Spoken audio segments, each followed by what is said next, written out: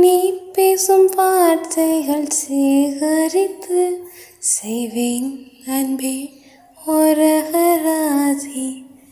நீ தூங்கும் நேரத்தில் தூங்காமல் பார்ப்பேன் தினம் உன் தலை கோதி. கதோரத்தில் எப்போதுமே உன் மூச்சு காற்றின் வெப்பம் சுமப்பேன். கையோடுதான் கைகோத்துதான் உன் பார்ப்பச்சூட்டில் முகம் புதைப்பேன். வேறென்ன வேண்டும் உலகத்திலே, இந்த இன்பம் போதும் நெஞ்சினிலே. ஏழேழு ஜென்மம் வாழ்ந்து விட்டேன், அக்கம் பக்கம் யாரும் இல்லா பூலோகம் வேண்டும். அதிப்பகல் உன்னருகே நான்